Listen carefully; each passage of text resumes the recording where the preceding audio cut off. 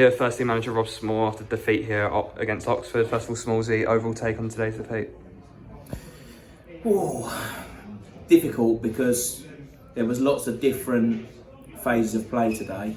I can't say that we didn't deserve to get beat overall. I think there were moments that we can be pleased with. Ultimately, goals change games.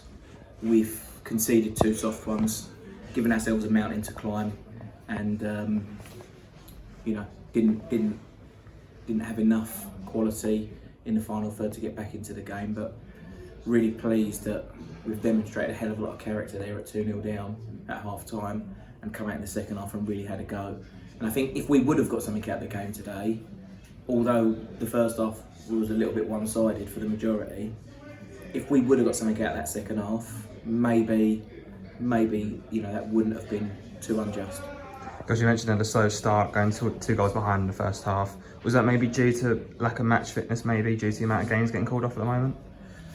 Do you know what? I don't think we started the game slow. I know that that's a weird thing to say, but up until the first goal, I was really comfortable with our performance. I thought that the players executed what we had asked them to execute quite well. I thought that we'd won a couple of turnovers in our favour. Lacked a little bit of quality in the transition, but you could see the method in the madness. And I was quite comfortable. If you'd have said to me before Oxford scored, who looks like scoring a goal, I felt like we did. Then of course the goal goes in, which is really disappointing from our perspective because it feels soft. Really well worked goal by Oxford, but I would argue that we've got to defend those moments better. And that's when the game really changed. And then suddenly it feels like an uphill slog. I thought Oxford played really, really well. Listen, they created overloads. They clearly, had done their homework. They'd clearly, prepared, to hurt us the way that they hurt us. And I thought that they, overloaded us in certain parts of the pitch whereby, they did a really good job at that, and we found it difficult. Second goal, I feel like, despite Oxford's dominance at this point, I still think it's a gift from us. Because we came out fighting in the second half. What was the message at half time to the boys? Well, the message at half time was, I don't think we're 2-0 down because of tactics. I don't think we're 2-0 down because of what shape we're playing. I don't think we're 2-0 down, because of a referee. I think that individually and as a team we just weren't good enough. And Oxford were better in both boxes. I do think if we'd have come in at half time 0-0, I think maybe it would have been, Oxford would have been edging it, but I think that, it wouldn't have been a surprise. And equally, we did get some good box entries and create some chances. And if it would have been 2-2, would that have been a complete, shock? So you do have to try and balance your emotions a bit. We were 2-0 down. Everyone needed to be better. Thankfully, they were. And we gave anyone here that's paid their money to watch us today in support of us, we've given them something to get excited about in the second half, because like I say, it was much better. We'll speak about the goal now. New signing Luke, come off the bench. They got the great assist for the corner. What can we expect from him going forward this season? Well, he definitely gave us some good balance on that side of the pitch.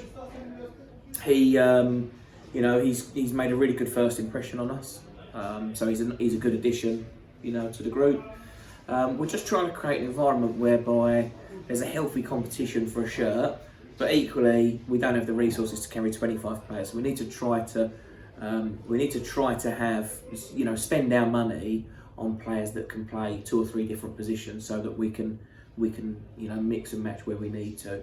I think we were crying out for a little bit of balance on that side of the pitch. He brings that, but the people that are currently playing in those positions are not going to surrender their shirts with ease. So if we can generate a little bit of competition for a shirt, hopefully we start to see the best of the players that we've got.